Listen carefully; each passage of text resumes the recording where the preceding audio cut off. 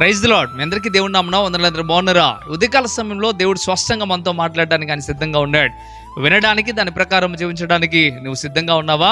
చూడండి, దేవుని మాటలు వినడానికి సిద్ధపడదాం. లూకా సువార్త 6వ అధ్యాయం 38వ వచనాన్ని మనం ఒకసారి ధ్యానం చేద్దాం. చూడండి, అక్కడ రాస్తా ఉన్న మాట, ఇవ్వుడి అప్పుడు మీకు ఇవ్వబడును, ఇవ్వుడి అప్పుడు మీకు ఇవ్వబడును. దేవుని యొక్క వాక్యం చెప్తున్న మాట, ఇవ్వండి అప్పుడు మీకు ఇవ్వబడుతుంది.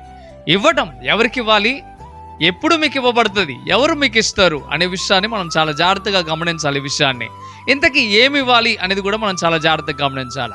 ఒకసారి ఆలోచించండి, ఇవ్వండి అప్పుడు మీకు ఇవ్వబడుతుంది అని దేవుడు చెప్పడం ప్రారంభిస్తూ ఉన్నాడు.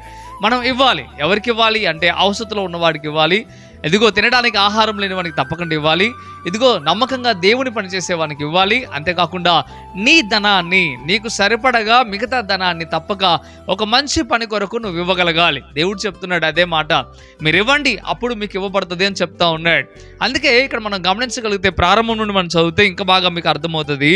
అదే మాటలు చూద్దాం. క్షమించండి అప్పుడు మీరు క్షమించబడుదురు, ఇవ్వుడి అప్పుడు మీకు ఇవ్వబడును అనే మాట స్పష్టంగా దేవుడు చెప్తా ఉన్నాడు.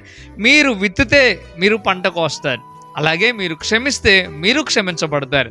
చాలామంది ఏం చేస్తూ ఉంటారంటే, వారు క్షమించరు కానీ ప్రభుని క్షమించమని అడుగుతూ ఉంటారు.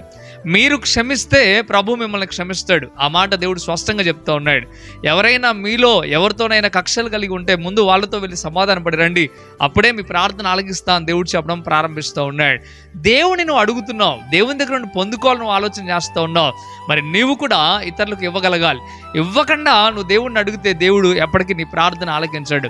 అందుకే బైబిల్ వాక్యం చెప్తుంది, నిజమైన దైవభక్తి అంటే ఏంటో యాకోబు రాసిన పత్రికలో స్పష్టంగా మనం చూస్తాం. నిజమైన దైవభక్తి అంటే అనాథలను, విధవరాలను ఆదరించుటే నిజమైన దైవభక్తి అని దేవుడు స్పష్టంగా ఆయన గ్రంథంలో రాయించి పెట్టాడు. అంతేకాకుండా మత్తయి సువార్త 24వ అధ్యాయంలో మనం చూడగలిగితే, నేను ఆకలితో ఉన్నప్పుడు నాకు ఆకలి తీర్చారా, నేను దాహంతో ఉన్నప్పుడు నాకు దాహాన్ని తీర్చారా, ఇదిగో నేను వస్త్రం లేనివాడిగా ఉన్నప్పుడు నాకు వస్త్రం ఇచ్చారా అనే మాటలు ఆయన ప్రశ్నలు వేయడం మనం చూస్తూ ఉంటాం. పరిమళితం మిట్లారా, దేవునికి వాక్యం చెప్తున్న మాట, మీరు ఇవ్వాలి, పేదలకు ఇవ్వాలి, ఇదిగో అవసరంలో ఉన్న వానికి ఇవ్వాలి.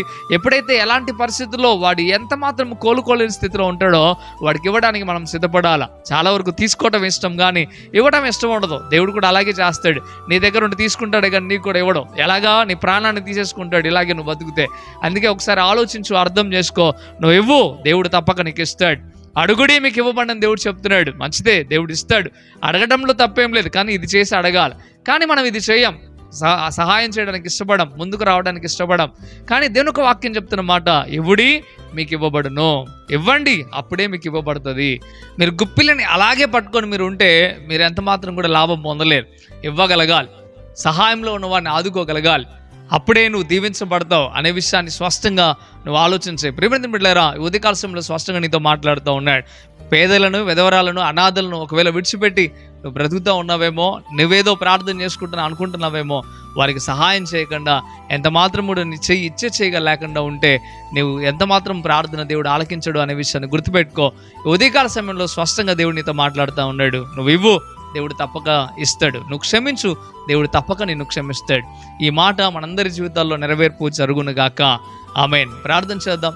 పరిశుద్ధ వందనాలు ప్రభువా, ఉదయకాల సమయంలో స్పష్టంగా తేటగా మీరు మాట్లాడారు, అందుని బట్టి వందనాలు అయ్యా. మీకు వేలాది స్తోత్రం నైనా. ఈ సమయంలోనైనా అయ్యా నిజంగానే ఇవ్వమని మీరు చెప్తా ఉన్నారు అయ్యా. ఎప్పుడు మా స్వార్థం మేము చూసుకోకుండా అయ్యా, పేదలను, అనాథలను ప్రభువా, అక్కర్లో ఉన్న వారినైనా ఇచ్చి మీ ప్రేమ చూపించగలిగిన కృప మీరు మాకు దయచేయండి ప్రభా. మీకు లెక్కలేని స్తోత్రం అయ్యా. అదే నిజమైన దైవభక్తి అని మీరు దేవుని గ్రంథంలో మీరు రాయించి పెట్టారు ప్రభా, అందుని బట్టి వందనాలు. మేమందరము ఇచ్చే స్థితిలో ఉందుము కాక, మేమందరము కూడా నమ్మకముగా, యథార్థముగా అయ్యా నీ సన్నిధిలో ఎదుగుదుము కాక. ఈ వాగ్దానాన్ని బట్టి ప్రభా మా హృదయాల్లో గొప్ప మార్పు కలుగు చేయమని, కృపచేత నింపమని యేసే నామములో మీకు బతిమిలాడి పెట్టుకుంటున్నాం తండ్రి. ఆమేన్, ఆమేన్. ప్రియమైన బిడ్డలారా, ఈ వాగ్దానం ద్వారా మీరు బలపడినట్లయితే తప్పక వీడియోని లైక్ చేయండి, అనేక మందికి షేర్ చేయండి. మీరు షేర్ చేయడం ద్వారా అనేక మందికి సువార్త ప్రకటించిన వారు అవుతారు. అంతేకాకుండా ఇంతవరకు కృపా TV India YouTube channel subscribe చేసుకోకపోతే ఇకనైనా మీరు సబ్స్క్రైబ్ చేయండి. ప్రియమైన బిడ్డలారా, మీకు ఒక మాట తెలియచేయాలని ఆశపడుతూ ఉన్నాను. ఈ పరిచర్య కొండ ప్రాంతాల్లో జరుగుతూ ఉంది, మారుమూల ప్రాంతాల్లో జరుగుతూ ఉంది. తప్పక ఈ పరిచర్యను మీరు ప్రోత్సహించాలనే ఆశ మీకు ఉండినట్లయితే తప్పక మీ యొక్క సహాయాన్ని అందించండి. ఈ పరిచర్యలో మీ ప్రార్థన సహకారాన్ని కూడా అందించండి.